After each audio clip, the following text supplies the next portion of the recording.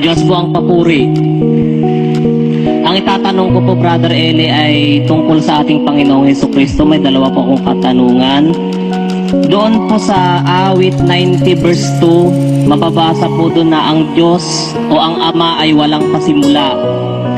Ang tanong ko po ay posible po kayang nilikha o ginawa o inanyuan ang Panginoong Hesus ayon sa Kawikaan 8:22 sa salin ng RSV, American Standard Version, New International Version, Good News Bible, Living Bible, kasi po ang ginamit doon ay create or the Lord create me. At sa ibang talata po ay mayroon siyang pasimula, pinagmulan at pinagbuhatan na mababasa sa Apokalipsis 3:14, Apokalipsis 22:13, Colosas 1:15, Micas 5:2, John 1:1 at 1 John 1:1-2. Alam mo kapatid, ang tinatanong mo si Kristo, di ba, no? Kung may pasimula, if He was created. Alam mo kapatid, ang Biblia hindi pwedeng magturo ng isang bagay na kukontrahin niya yung sarili niya. Ginamit mo yung Revised Standard Version 8:22 of the Book of Proverbs. Ang sabi diyan ay ganito: The Lord created me at the beginning of His work, the first of His acts of old. Ayan, the Lord created me. The word created was used there in the Revised Standard Version. Now, in the Revised Standard Version also, in the book of Micah chapter 5 verse 2, it says, But you, O Bethlehem Ephratah, who are little to be among the clans of Judah, from you shall come forth for me one who is to be ruler in Israel, whose origin is from of old, from ancient days. ayan, sinasabi diyan na yung lalabas sa Bethlehem ng Huda, ang origin is from old, of old, from ancient days. Tignan natin sa King James Version, ang nakalagay diyan. But thou, Bethlehem Ephratah, though thou be little among the thousands of Judah, yet out of thee shall he come forth unto me that is to be ruler in Israel, whose goings forth have been from of old, from everlasting. Yung sinasabi diyan from everlasting or from eternity, doon ang galing yung lalabas sa Huda. Alam natin yan kung sino si Kristo yan eh. Ang manggagaling siya from everlasting or from eternity, no? Para tayo wag ma-confuse kasi nagre-render ng iba't ibang salita yung mga translators. Puntahan natin yung sa original Hebrew language na ginamit. What is the original Hebrew word? Doon sa 8:22 of the book of Proverbs. Puntahan natin ang 8:22 ng Kawikaan. Ang ginagamit na salita, the Lord possessed me, ang nakalagay ay yung cow now. Ano-ano ang mga meaning ng cow now?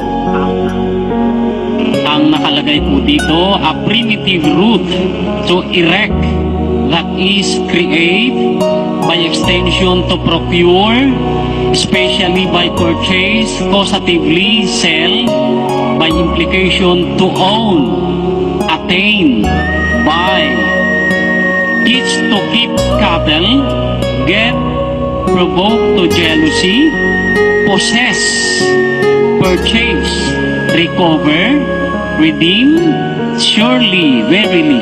Yan. Nagsusupply ang Hebrew Bible ng iba't ibang meaning sa salitang cow now. Ang number one and preferred meaning is to erect. Ibig sabihin nun to establish, no? That is, it can also mean to create. By extension, to procure. Especially by purchase, causatively sell. By implication, to own, to attain. Yan.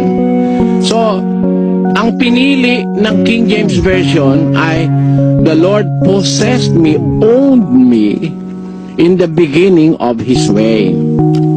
Yan. So, kapatid, ang nabasa mo sa ibang Biblia, create, ano? Kasi kinuha nila yung second meaning. Pero if we are going to get it from the context of the Bible, lalabas dyan na yung salitang possessed ay mas matibay. Inari ako ng Panginoon. The Lord possessed me in the beginning of His way before His works of old. Kita mo? Bago niya pinasimulan ang kanyang mga gawa ng una. So hindi pa gumagawa, nandun na siya. Hindi siya ang unang ginawa, kundi may ginawa ang Diyos na bago pa siya gumawa, nandoon na yung karunungan. No? Kaya titignan natin ang konteksto sa Biblia.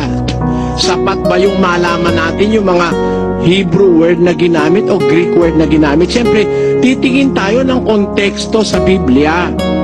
Alin ba ang mas tama? Nilalang ba siya o hindi siya nilalang? O inari lang siya o ando na ba siya o paano ba? Tingnan natin sa Juan 1:1, ang sabi ng paliwanag ni San Juan. Nang pasimula, siya ang Verbo, at ang Verbo ay sumasa Diyos, at ang Verbo ay Diyos. Ito rin ng pasimulay sumasa Diyos. Ang lahat ng mga bagay ay ginawa sa pamamagitan niya, at alinman sa lahat ng ginawa ay hindi ginawa kung wala siya. Kaya pala na gumawa at nag-umpisa ang paggawa dahil nandun na siya. So hindi siya ginawa. Sa konteksto ng Biblia, nagkakamali ang nagsalin ng Revised Standard Version dahil sa kakulangan nilang kaalaman sa konteksto ng Biblia. Sapagkat kung konteksto ng Biblia ang kukunin mo, nang pasimula kasama na siya ng Diyos, ang sabi. Ang lahat ng bagay ginawa sa pamamagitan niya. Alinman sa lahat ng ginawa, hindi ginawa kung wala siya. Dahil nauna siya sa paggawa. Nauna siya. Kaya tama yung pagkakasalin sa King James, the Lord possessed me in the beginning of His way, before His works of old. Ganon din naman ang nakalagay sa Revised Standard Version. Pinalitan lang nila yung possess ng create, pero yun pa rin ang sinasabi, the Lord created me at the beginning of His work, the first of His acts of old. Tamo? Nauna siya sa mga unang gawa na ginawa ng Diyos. Nauna pa siya. Tama ang pagkakasabi sa King James Version, the Lord possessed me. Mas magandang gamitin yung possess kung ikaw ang magta-translate ng Biblia. In the context of the Bible itself, dapat ay possessed, ando na siya. At pinatutunayan niya ng mga authorities, kagaya ni Juan, na sa pasimula pa, kasama na siya ng Diyos. Siya ay sumasa Diyos at siya ay Diyos. Bahagi siya ng Diyos. Si Juan din ang nagsulat ng ganito sa 1:18 ng Juan. Pakinggan mo, kapatid. Walang taong nakakita kailanman sa Diyos. Ang bugtong na anak na nasa sinapupunan ng Ama, siya ang nagpakilala sa Kanya. Alam mo, kapatid, ang pagkakasalin dyan, bugtong na anak, Pero sa Griego, nakalagay dyan, the begotten God, monogenes theos. Yun ang nakalagay sa Greek, the begotten God. Ibig sabihin, si Kristo hindi ginawa, He was begotten. Ipinanganak siya. Ipinanganak siya.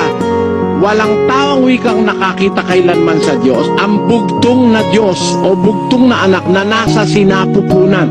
So He is a part of the being of the Father. Bahagi siya ng kalagayan ng Ama.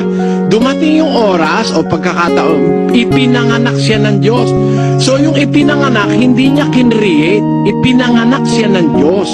Pakinggan mo at balikan natin yung pinagbabatayan mo sa Revised Standard Version. Babasahin ko sa iyo, ako na ang babasa. Sa RSV 8:22 of the book of Proverbs says, the Lord created me at the beginning of His work, the first of His acts of old. 23.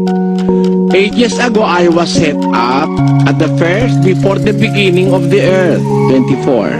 When there were no depths, I was brought forth. Tamo? Miski yung binabatayan mo na nagbibigay ng duda sa'yo na version, nagsasabing that He was brought forth. When there were no springs abounding with water, Before the mountains had been shaped, before the hills, I was brought forth. Ipinanganak ako. Tamo? At yan ang totoo yun nasa Biblia na pinanganak siya, hindi siya nilikha. He was not created. Alam mo kung bakit? Pakinggan mo sa 1:5 ng Hebreo, ganito ang ating mababasa.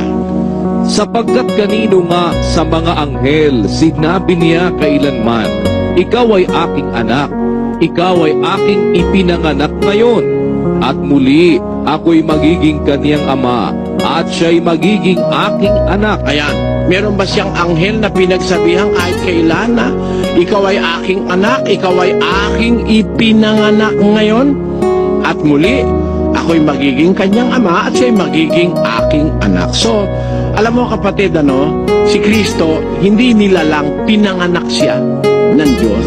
Mula sa sinapupunan ng Ama, binigyan siya ng Ama ng sariling kalagayan, iniluwal siya, ipinanganak siya ng Diyos.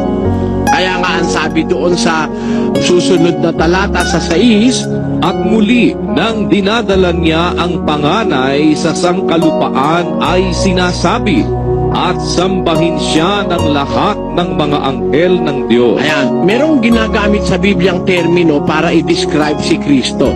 Siya ay panganay. Ang ibig sabihin ng panganay, ipinanganak siya ng Diyos, hindi siya nilalang. No? Pinanganak siya ng Diyos.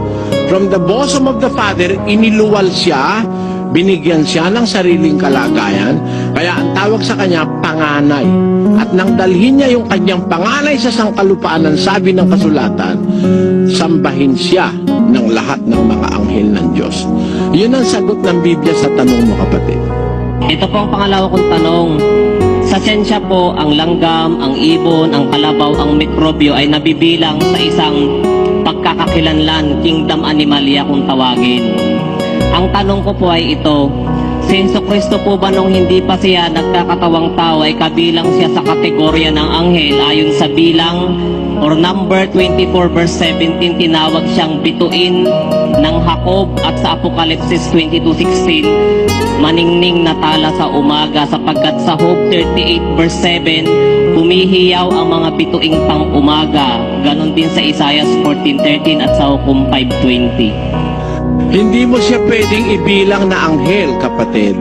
Kukontrahin niya ng Biblia, kasi ganito ang babasahin ko uli sa iyo, ang Hebreo 1:5. Sapagkat kanino nga sa mga anghel sinabi niya kailanman, ikaw ay aking anak, ikaw ay aking ipinanganak ngayon. Nakita mo, hindi po pwedeng ibilang mo siya sa anghel. It will defy what the Bible says. Kukontrahin niya mismo yung nasa Biblia na pag ikibinilang mo siya sa mga anghel, sino ba ang anghel na pinagsabihan niya kailanman na ikaw ay aking anak? Isa lang naman ang pinagsabihan niyang anak, si Kristo lang. So hindi siya anghel. Irrelevant at illogical na sabihin yan, kanino sa mga anghel sinabi niya kailanman na ikaw ay aking anak? O kung ang anghel ay siyang anak. Kasi alam mo, ang mga anghel, anak sila ng Diyos Kaya lang, anak silang hindi ipinanganak na galing sa Diyos. Sila'y created being. Ang mga anghel, created. Ginawa niya parang hangin sa Hebreo 1:7. Pakinggan mo. At sinasabi niya tungkol sa mga anghel, yaong ginagawang mga anghel niya ang mga hangin, at ang kaniyang mga ministro ay ningas ng apoy. So one thing we have known, angels were created beings. Ginawa niya. They are created. Christ is not created. So, kailanman hindi natin siya dapat ihanay sa mga anghel. Kasi, pag inihanay mo siya sa anghel, lalabas na created siya. Ikalawa, walang anghel na pinagsabihan ng Diyos na ikaw ay aking ipinanganak. May anghel na mga anak ng Diyos ang tawag, pero hindi sila pinanganak ng Diyos, kundi created sila. Parang ang tao, di ba tayo, created din tayo, pero pwede tayong tawaging mga anak ng Diyos. Pero hindi tayo galing mismo sa sinapupunan ng Diyos. Yung kay Kristo iba Tawag sa kanya ng Biblia, the only begotten Son of God. the only begotten of God. Siya lang ang ipinanganak ng Diyos na galing mismo sa kanyang kalagayan. Kaya hindi siya dapat i-categorize na anghel. Ang tawag ni Juan sa kanya, nang pasimula siya, ang berbo ay sumasa Diyos. Ang berbo ay anghel? Hindi. Ang berbo ay Diyos. Yan ang sagot ng Biblia, kapatid. Gusto ko po kasing malinawan ay bakit siya tinawag na bituin ng Jacob sa bilang 24:17. Kung sa mga pagterminasyon ng bituin, ginagamit yung bituin sa iba't ibang mga kategorya sa Biblia. Nabasa mo ba yung panaginip ni Jacob na lumuhod sa kanya ang 12 bituin? Di ba? Yung pala, yung 11 bituin at saka yung buwan at saka yung araw, di ba? Di ba doon ang bituin yung mga kapatid niya? Di naman mga anghel yun eh. Hindi naman lahat ng mga bituin sa Biblia ay mga anghel. Ginagamit din yan sa tao. Pakinggan mo sa 12:3 ng Daniel. At silang pantas ay sisilang na parang ningning ng langit.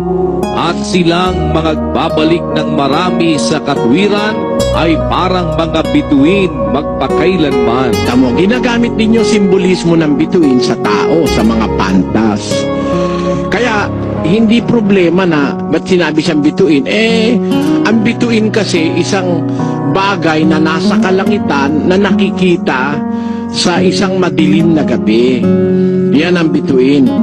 At alam mo kapatid, kung ano pa ang idinidenote ng bituin, si Satanas din, bituin din, na inilaan at yung kanyang mga anghel, bituin din inilaan sa kapusikitan ng kadiliman. Ang tawag sa kanila ay bituing gala. Walang sariling place in space. Pagkalaki-laki ng space, pero mga bituing gala ang tawag. Judas 1:13. Mga mabangis na alon sa dagat na pinagbubula ang kanilang sariling kahihiyan. Mga bituing gala na siyang pinaglaanan ng pusikit ng kadiliman magpakailanman. Yan, yung mga masasamang mangangaral, saka yung mga masasamang tao, tinutukoy sa Biblia, mga bituing gala eh. So maraming simboliko ng bituin.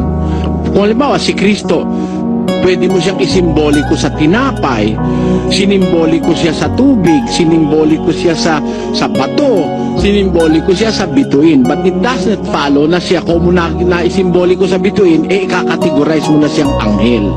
Labag yon sa palatuntunan ng Biblia, kapatid. Sana naunawaan mo. Opo, maraming salamat po. Okay, naintindihan po. Si kapatid